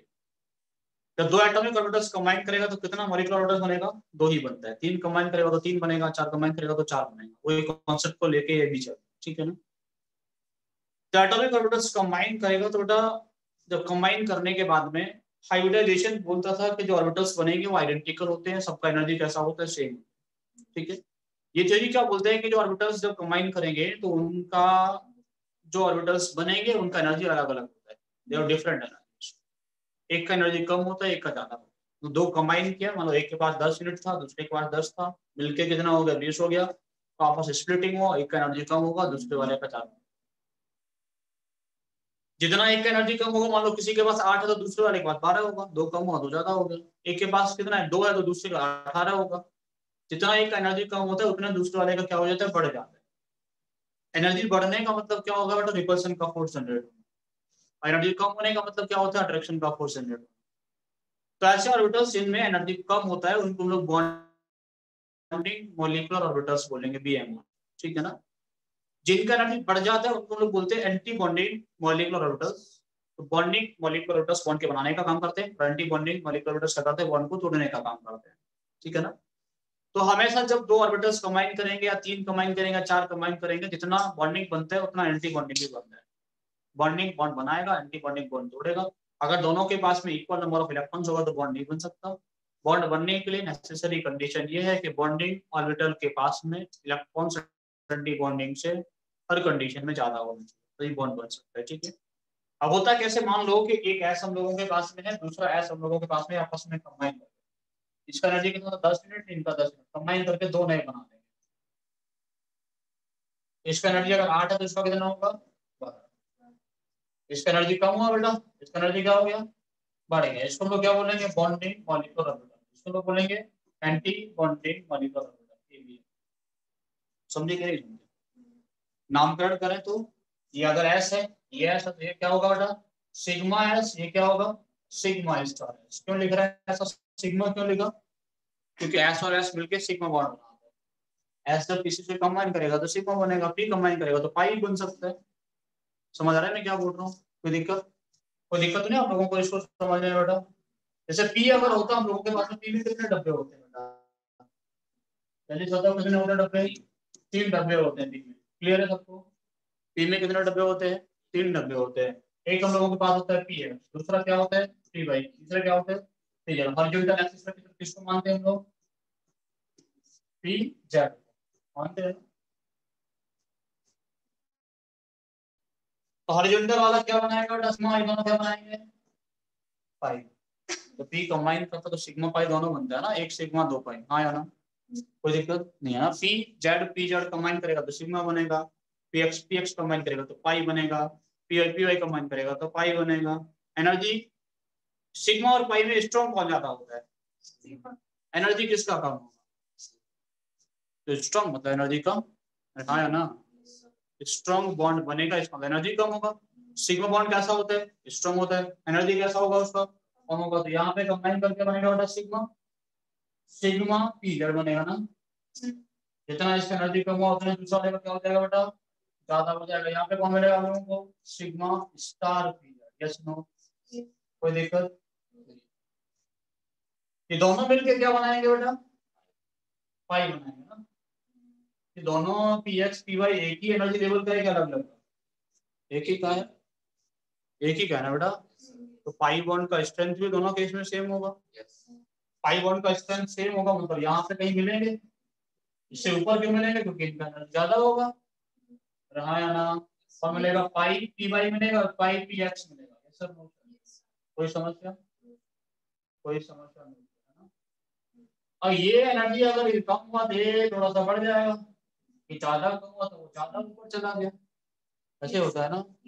कोई समस्या, कोई समस्या नहीं। तो बेटा यहाँ 2 डब्बे और बनेंगे, तो कौन से बनेंगे पाई स्टार पी, कौन सा लिखा पहले वाई या एक्स भी लिखो, तुम्हारी मुझे कोई फर्क नहीं पड़ता बेटा। ठीक है पाई स्टार पी, समझ गए? ऐसे होता है स्प्लिटिंग, चाहे कोई भी एटम हो ऐसे स्प्लिटिंग करानी है आपको, करा देंगे स्प्लिटिंग। अब क्या करेंगे, इनमें रहता था इलेक्ट्रॉन और इनमें रहने के अलावा कहाँ रहना स्टार्ट कर देगा इनमें। एटॉमिक से कहाँ जाएगा बेटा मॉलिक्यूलर में, मॉलिक्यूलर में जाएगा तो मॉलिक्यूल में इलेक्ट्रॉन को फिल करोगे ना।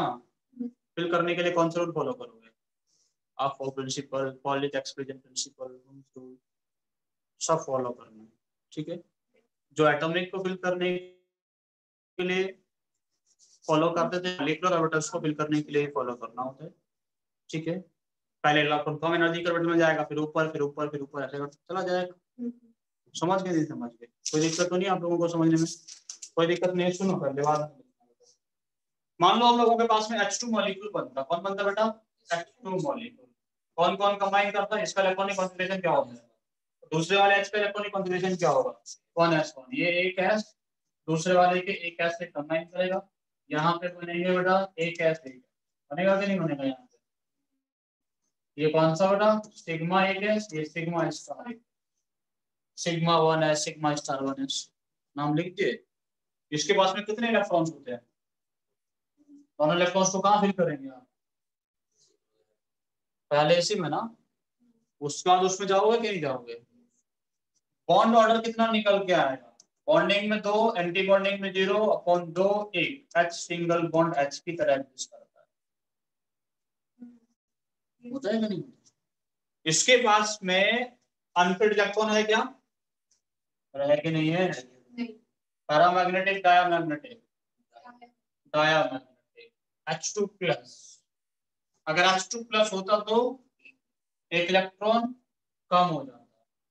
इसका इलेक्ट्रॉनिक कॉन्फ़िगरेशन बताओ क्या होगा, सिग्मा 1s2 होगा कि नहीं होगा। H2 प्लस का इलेक्ट्रॉनिक कॉन्फ़िगरेशन क्या होगा, सिग्मा 1s1। बॉन्ड नंबर कितना होगा 1 - 0.2 दैट इज 1/2। कैसा एग्जिस्ट करेगा बेटा, H partial bond H positive. Paramagnetic diamagnetic paramagnetic. कोई समस्या आप लोगों को समझ आया। H2 माइनस होता बेटा तो क्या होता, इलेक्ट्रॉन्स कितने हो जाते हैं 3, तो एक इधर और एक इधर जाता। इलेक्ट्रॉनिक कॉन्फ़िगरेशन कैसा होता, sigma 1s2 sigma star 1s1। Bond order निकालते 2 - 1/2 that is also 1/2। H partial bond H negative charge. Diamagnetic paramagnetic paramagnetic. Bond strength का ऑर्डर सबसे ज्यादा H2, उसके बाद H2 प्लस, उसके बाद H2 माइनस। समझे ना क्या बोला, क्यों, क्योंकि इसका बॉन्ड एक है, इसका आधा है, इसका आधा है।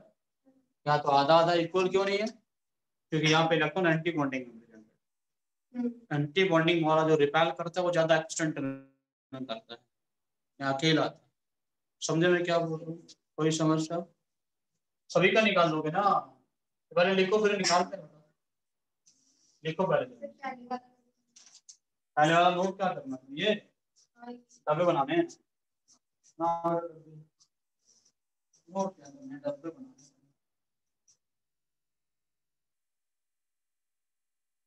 कल भी इसी को हम लोग कंटिन्यू करेंगे, सवाल बनाएंगे आज, तो तुम लोगों के दिमाग में थोड़ा सा इसका आइडिया चला।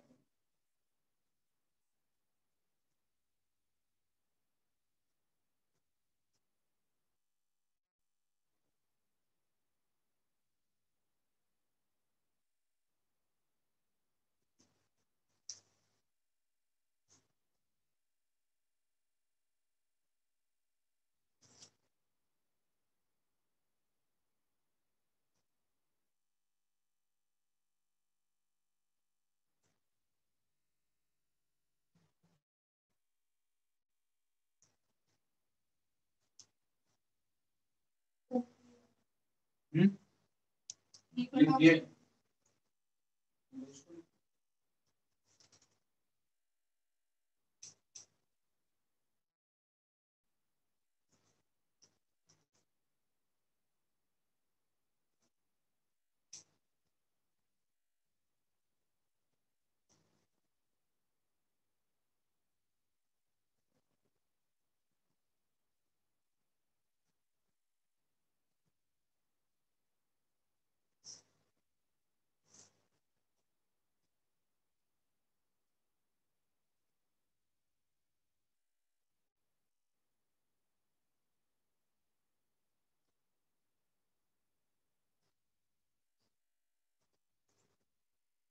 लिख दिया बेटा, नहीं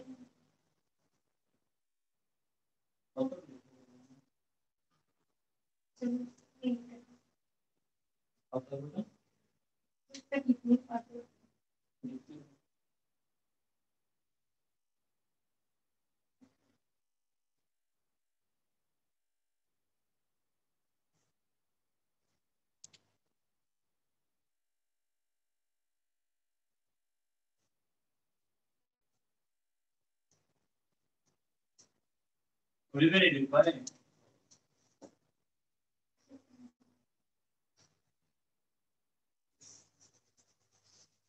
और लिखो हो गया। चलो बेटा हो गया, तुम्हें देखते हैं हम भी आगे। देखो सुनो, अब क्या करें, एक और समझते हैं। देखो हम लोगों के पास चलो ये बताओ He2 बनेगा क्या, नहीं बनेगा ना, क्योंकि इनका इलेक्ट्रॉनिक कॉन्फ़िगरेशन होता है 1s2, इनके पास टोटल इलेक्ट्रॉन होते हैं 4। 1s मिलके कुछ ऐसा प्रोड्यूस करता है ना। कौन कौन प्रोड्यूस करता है, sigma 1s sigma star 1s, 4 electrons, bond order 2 - 2/2। ठीक है, नहीं एग्जिस्ट करता। समझ गए? कोई दिक्कत, कोई समस्या नहीं है। अब बातें करेंगे बेटा हम O2 की। O2 कैसा होता है? ऑक्सीजन के पास टोटल इलेक्ट्रॉन्स कितने होते हैं बेटा? 16। ऑक्सीजन का इलेक्ट्रॉनिक कॉन्फ़िगरेशन होता है 1s 2s 2p। यहाँ तक क्या था ना? ऐसा नो सर, ये 1s है। देखो जब 1s कंबाइन करेगा दो प्रोड्यूस करेगा। कौन सा? Sigma 1s sigma star 1s। ये 2s देखो, 2s कंबाइन करेगा दो प्रोड्यूस करेगा। Sigma 2s sigma star 2s आया ना? हम लोगों के पास p होगा, p 1 2 3 होंगे ना p में। ये जब कंबाइन करेंगे क्या प्रोड्यूस करेंगे बेटा? सिग्मा 2pz आया ना? सबसे पहले ही मिलेगा ना। फिर कौन मिलेंगे बेटा? पाई 2p y। फिर मिलेगा पाई 2p x। फिर दो मिलेंगे कौन? पाई स्टार 2p y। और कौन मिलेगा? पाई स्टार 2p x। और मिलेगा इसके ऊपर सिग्मा स्टार 2p z। ये समझे क्या? कोई समस्या? अब कितना इलेक्ट्रॉन्स को फिल कर रहे हैं बेटा इसमें? 16 को। कैसे फिल करेंगे? सबसे पहले हम 2 4 6 8 10 11 आगे इलेक्ट्रॉन यहाँ पे 12। क्यों? किसको फॉलो कर रहे हैं हम लोग? किसको फॉलो कर रहे हैं? Hund's rule. फिर उसके बाद 13 14 15 16। कितने इलेक्ट्रॉन्स होते हैं ऑक्सीजन के पास? 2। कितने अनपेड इलेक्ट्रॉन्स होते हैं? 2। इसलिए कैसा होता है ये? पैरामैग्नेटिक होता है। समझ रहे ना? 2 अनपेड इलेक्ट्रॉन्स कहां से आए? Just clear? कोई समस्या? कोई समस्या नहीं है ना? O2 का इलेक्ट्रॉनिक कॉन्फ़िगरेशन क्या होता है? Sigma 1s2 sigma star 1s2 sigma 2s2 sigma star 2s2 sigma 2pz2 pi 2py2 equals to pi 2px2। इसका तो कौन आएगा बेटा? Pi star 2p y 1 1y pi star 2p x1। ये होगा। ठीक है बेटा? ये ऑक्सीजन के लिए फॉलो नहीं करना, आपको हर किसी एटम के लिए फॉलो करोगे जिसके पास में टोटल इलेक्ट्रॉन्स। हर किसी मॉलिक्यूल के लिए टोटल इलेक्ट्रॉन जिसके पास 14 से ज्यादा होते हैं उसके लिए।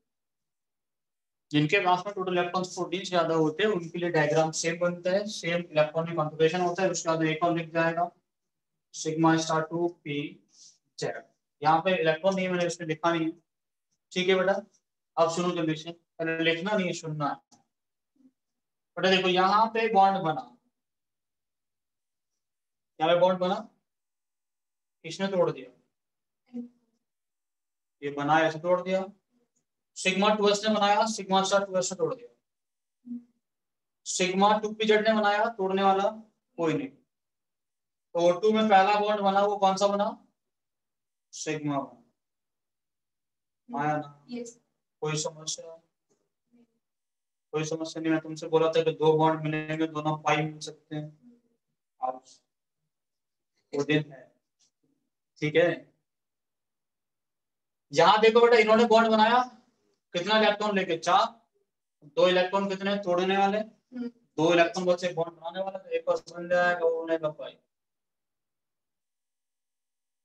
पाई का इलेक्ट्रॉन ना, देखो पाई का होना ना दूसरा। पाई बनाने वाले कितने? 4, तोड़ने वाले 2। कितना बनाने वाले हो गए? 2। कितना बनेगा 2 इलेक्ट्रॉन से? 1। अब बॉन्ड ऑर्डर निकाले तो निकाल सकते हो, बॉन्डिंग इलेक्ट्रॉन्स काउंट करो। 2 4 6 8 10 10 बॉन्डिंग, एंटी बॉन्डिंग। अगर 16 में से 6 बचेंगे ना काउंट की, तो अपॉन 2 तो कितना आएगा? 2 ही आएगा। समझ रहे हो कि नहीं समझ रहे? कोई दिक्कत तो नहीं तुम लोगों को? काउंट करने स्टार्ट करने। बट O2 प्लस होगा तो क्या होगा? अगर O2 प्लस होगा तो एक इलेक्ट्रॉन चला जाएगा ना, एक इलेक्ट्रॉन कम हो जाएगा ना O2 प्लस में। O2 प्लस में एक इलेक्ट्रॉन जाएगा तो जाएगा कहाँ? यही से जाएगा। तो ये वाला गया ना। एक इलेक्ट्रॉन गया, एंटी बॉन्डिंग का ना, तो बॉन्डिंग को जितना था उतना ही रहेगा, एंटी बॉन्डिंग एक कम हो जाएगा अपॉन 2, तो बॉन्ड कितना आ जाएगा बेटा 2.5। ओ डबल बॉन्ड ओ, एक बॉन्ड कैसा होगा पार्शियल बॉन्ड ओ प्लस, ये कैसा है सिग्मा, ये पाई पार्शियल। पहचान लोगे ना कौन सा वाला बॉन्ड बन रहा है, बहुत जरूरी है पहचानना, पूछता है कौन सा वाला बॉन्ड पार्शियल, कौन सा वाला बॉन्ड बना, कौन सा वाला बॉन्ड टूटा, N2 प्लस में बॉन्ड बना है अभी, N2 माइनस O2 प्लस में बना है, O2 माइनस होगा तो बेटा क्या होगा, O2 माइनस होगा तो क्या होगा, O2 माइनस में एक इलेक्ट्रॉन यहाँ पे था, एक और आ जाएगा, O2 माइनस में बॉन्ड कितना होगा, बॉन्डिंग 6 है, एंटी बॉन्डिंग 7 हो गया, कितना हो जाएगा बेटा 1.5, चलो लिखे थे ना, तो ऐसे निकालो, पीछे तरीके से निकालो, किसको क्या पता चल रहा है तुमने कैसे निकाला, तुमको आंसर देना है, समझ रहे हो मैं क्या बोल रहा हूँ, कोई समस्या। O2 2 माइनस होता बेटा तो एक इलेक्ट्रॉन और आ जाता, अब कोई अनफिट इलेक्ट्रॉन है क्या इस पे, कोई अनफिट इलेक्ट्रॉन दिख रहा है क्या, तो कैसा हो जाता डायामैग्नेटिक, इसलिए बोले थे O2 माइनस डायामैग्नेटिक, बॉन्ड क्यों नहीं बनाएगा, 10 bonding 8 anti bonding upon 2 2 upon 2 is 1, सब कट जाएंगे। हाँ कट जाएगा बेटा, ये तो बचा देखो खाली, सिग्मा बनेगा ना, बनेगा कि नहीं, कोई समस्या, लिखो ये पूरा कहानी, इसके आगे हम लोग नेक्स्ट क्लास में इसको आगे पढ़ाएंगे, ठीक है, तो लिखो आर्यन और तुषार जल्दी से, हाँ लिखना, लिख लिया तुम लोगों ने,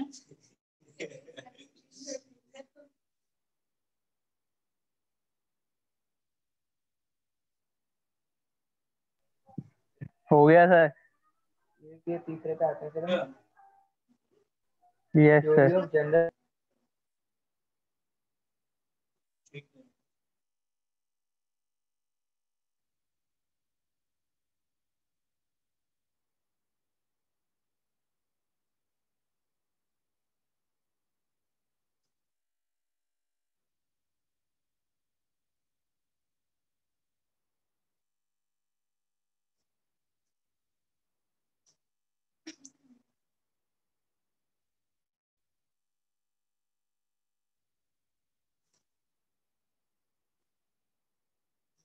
ठीक है, आगे नेक्स्ट क्लास में पढ़ाते हैं, आर्यन हो गया तुम्हारा, तो पढ़ के आना, इसमें थोड़ा सा भी और भी चीजें रह गई हैं काफी।